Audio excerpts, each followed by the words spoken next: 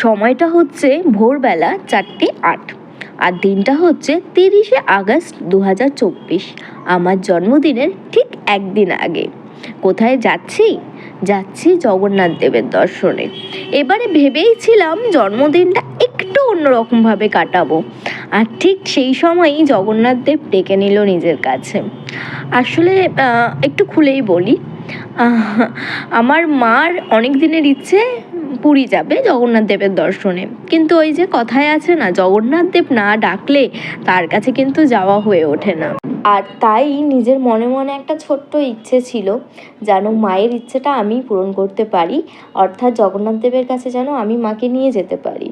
আর আগেরবার জগন্নাথ দেবের কাছে এই ইচ্ছেটাই কিন্তু প্রকাশ করে এসেছিলাম, আর ঠিক তার কয়েক মাসের মধ্যেই কীভাবে ইচ্ছেটা পূরণও হয়ে গেল।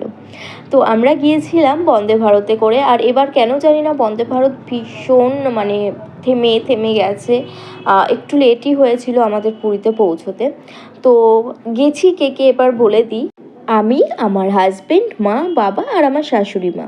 আর আমাদের এবারে ট্রেনের কোচটা একদম লাস্টের দিকে ছিল। তো আমার শাশুড়ি মা যেহেতু একটু হেলদি, তো ওনার পক্ষে এতটা হেঁটে আসা পসিবল না, তাই এই গাড়িগুলো করেছিলাম, যেটা নর্মালি কস্ট কিন্তু পার হেড 30 টাকা করে, কিন্তু আমরা জানতাম না আমাদের থেকে কিন্তু 50 টাকা করে নেওয়া হয়েছিল।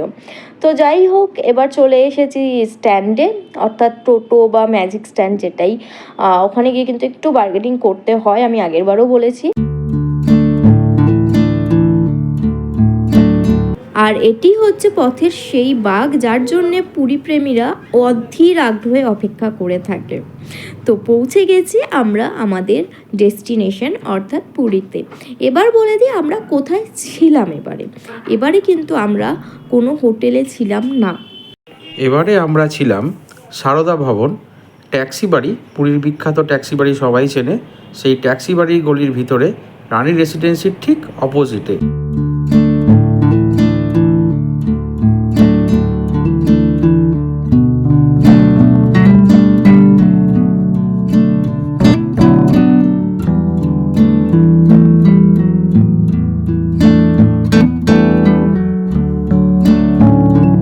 চলুন হলিডে হোমটা এবার একটু ঘুরে দেখা যাক। ঢুকেই একটা ছোট বসার জায়গা আছে, আর হ্যাঁ, একটা খুব সুন্দর তুলসী মঞ্চ আছে, যেটা আশা করি সকলের খুব ভালো লাগবে। চলুন ফার্স্ট ফ্লোরে আমরা যে রুমটায় ছিলাম সেটা দেখিয়ে দিই। আর হ্যাঁ, এখানে কিন্তু এই যে অ্যাকোয়াগার্ডটা দেখছেন, এখান থেকেই জল আপনাদের নিজেদেরই ভরে নিতে হবে। আর এটা হচ্ছে কিচেন, যেহেতু এখানে আপনারা রান্নাবান্না করেও খেতে পারেন, সেহেতু কিন্তু রুমের সাথে কিচেনও আছে, কিন্তু সেটা রুমের সাথে অ্যাটাচ নয়, কারণ কি রুমটা আমরা নিয়েছিলাম এসি রুম। আর যদি নন এসি হয় তাহলে কিন্তু রুমের ভেতরেই আপনার কিচেনটা থাকবে। আর বেসিক কিছু রান্নার জিনিসপত্র কিন্তু এখানে দেয়া থাকে। রুমে রয়েছে একটি বড় বিছানা, যেখানে মোটামুটি 3 জন থাকার একটা অ্যাকোমোডেশন রয়েছে। আপনি চাইলে রুমের মধ্যে খাওয়া দাওয়া করতে পারবেন, তার জন্য টেবিল, 2টো চেয়ার দেওয়া রয়েছে, আলনা রয়েছে জামা কাপড় রাখার জন্য।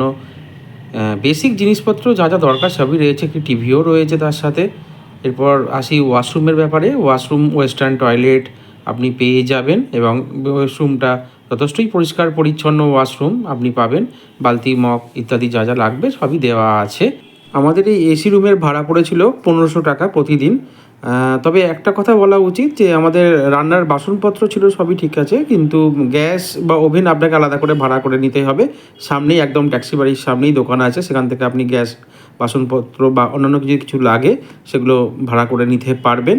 আমাদের ছাদটাও কিন্তু ব্যবহার করার জন্য ওই হলিডে হোম থেকে আমরা পেয়েছিলাম, অর্থাৎ আপনাদের ভিজে জামা কাপড় স্নান টান করে এসে যা শুকোবার দরকার পড়বে ছাদটা ব্যবহার করতে পারবেন। আর নন এসি রুমও রয়েছে, তার মোটামুটি অ্যাপ্রক্স ভাড়া পড়ে 800-900 এরকমই। তবে সিজন অনুযায়ী প্রত্যেকটা ঘরেরই ভাড়া কিন্তু পরিবর্তন হয়, সেটা আপনারা সবাই জানেন মোটামুটি। এদের আর একটা বিল্ডিংও আছে পাশে, নিউ সারদা ভবন বলে, চাইলে সেখানেও আপনারা থাকতে পারেন, সেটাও আরও পরিষ্কার পরিচ্ছন্ন একই রকম।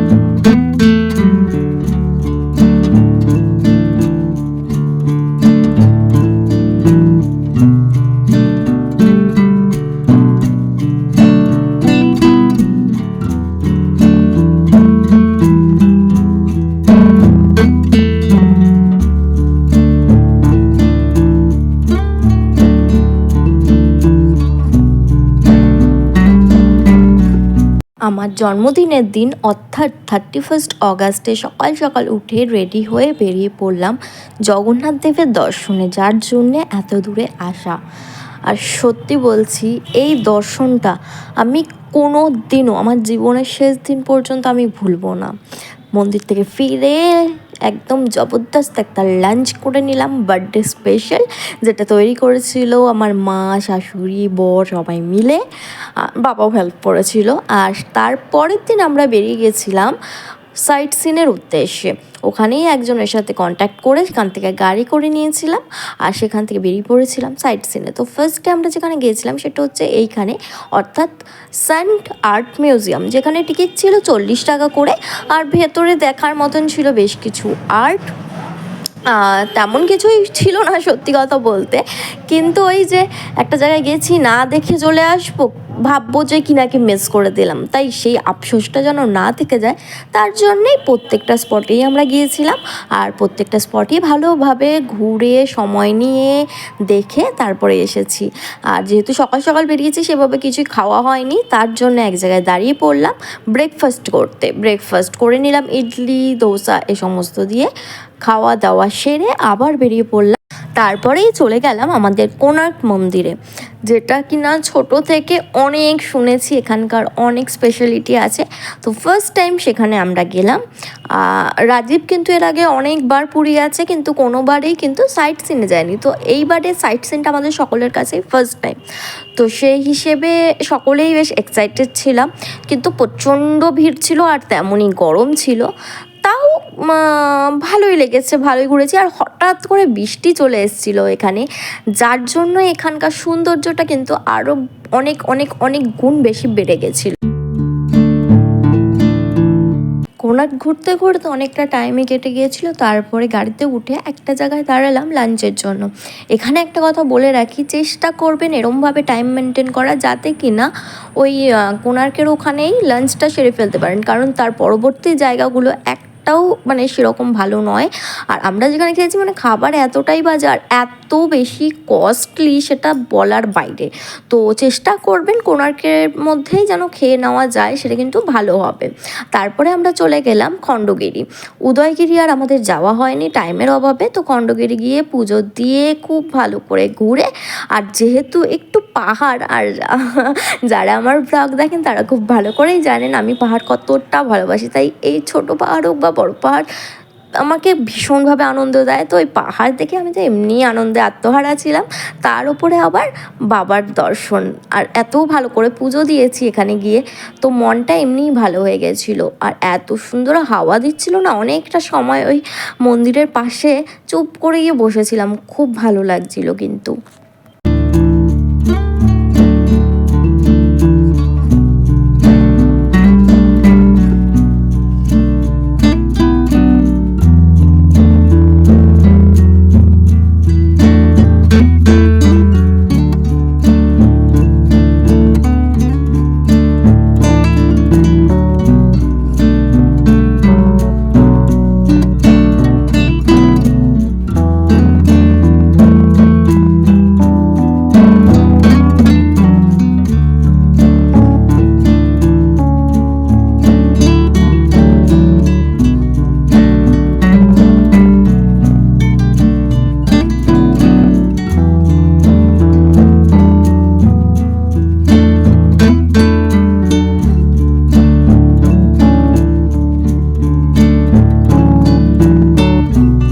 তারপরে চলে গিয়েছিলাম লিঙ্গেশ্বর মন্দিরে। লিঙ্গেশ্বর মন্দিরে কিন্তু ফোন নিয়ে যাওয়া অ্যালাউ নয়, তো সেহেতু ফোনটা আমরা গাড়িতেই রেখে গিয়েছিলাম।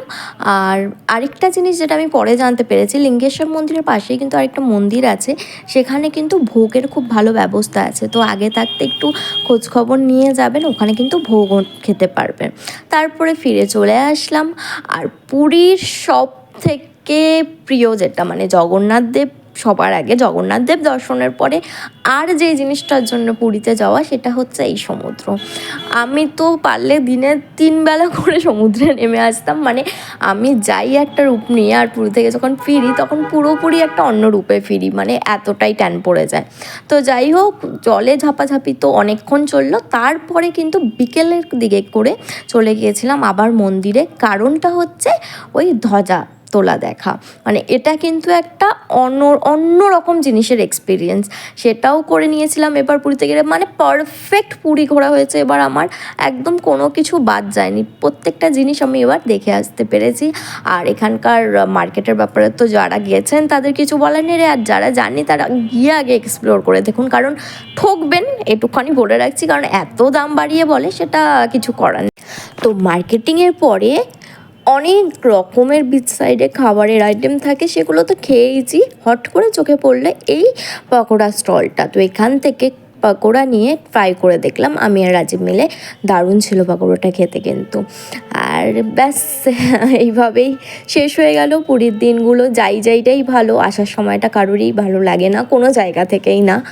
তো অনেকটা সময় একটু একান্তে কাটিয়ে নিলাম, আবার কবে যাব সেই আশাতেই। আর ব্লগগুলো কেমন লাগছে অবশ্যই জানাবেন, আর যদি ভালো লাগে কমেন্ট করে দেবেন, চ্যানেলটা সাবস্ক্রাইব করে দেবেন, সাথে থাকবেন, ভালো থাকবেন, টাটা।